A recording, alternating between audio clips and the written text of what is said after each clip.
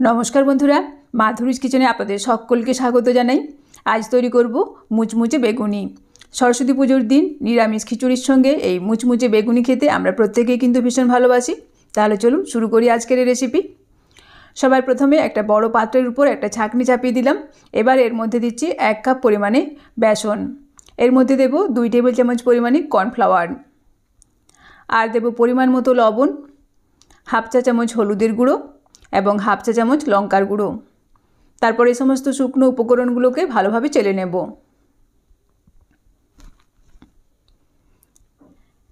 एरपर एर मध्य देब हाफ चा चामच कालो जिरे।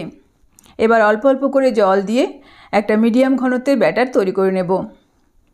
आमी एक हुइस्कारेर साइजे समस्त किछु भालोभाबे मिशिए दिচ্ছি और एभाবে अल्प अल्प करे जल दिए बैटारटाके तैरी करे निते हबे। बैटार जाते खूब बेशी पातला बा घन ना हय सेदिके किन्तु खेयाल राखते हबे। आमी अल्प अल्प करे जल दिए एक मीडियम घनत्वेर बैटार तैरी करे निয়েছি। तारपर आबारो 2 থেকে 3 मिनट समय धरे बैटारटाके भालोभाबे फेटिয়ে निচ্ছি। एते करे किन्तु बेगुनिगुलो खूब सुंदरभाबे फुले उठबे। एबार एटाके 10 থেকে 15 मिनट रेस्टे रेखे देब। एखाने निয়েছি एक मीडियम साइजेर बेगुन। बेगुनटाके परिष्कार करे धुए आमी एरकम लम्बा पातला स्लाइस करे केटे निয়েছি। और ये देखुन प्रत्येकटा स्लाइस किन्तु आमी एकदम पातला करे केटे निয়েছি। एरपर एर मध्य देब अल्प परिमाणे लवण। तारपर এই লবণ বেগুনের স্লাইসের গায়ে ভালোভাবে মাখিয়ে নেব।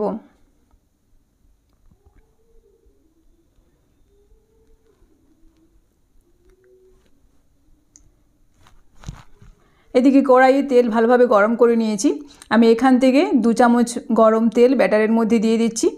তারপর ভালোভাবে মিশিয়ে দেব। এতে করে কি হয় বেগুনিগুলো কিন্তু খুব সুন্দর মুচমুচে ভাবে তৈরি হবে। এবার এর মধ্যে একটা একটা করে বেগুনের স্লাইস ডুবিয়ে গরম তেলের মধ্যে ছেড়ে দেব। এইভাবে ডুবিয়ে আমি গরম তেলের মধ্যে ছেড়ে দিচ্ছি। আর এখানে সাদা তেল ভালোভাবে গরম করে তারপর গ্যাসের আঁচ মিডিয়ামে করে দিয়েছি। এবার উল্টে পাল্টে বেগুনিগুলোকে ভালোভাবে ভেজে নেব। আর এইভাবে যদি বেগুনির উপরে গরম তেল ছড়িয়ে দেওয়া হয় তাহলে কিন্তু বেগুনিগুলো খুব সুন্দরভাবে ফুলে উঠবে। এই দেখুন বেগুনিগুলো কিন্তু খুব সুন্দরভাবে ফুলে উঠেছে।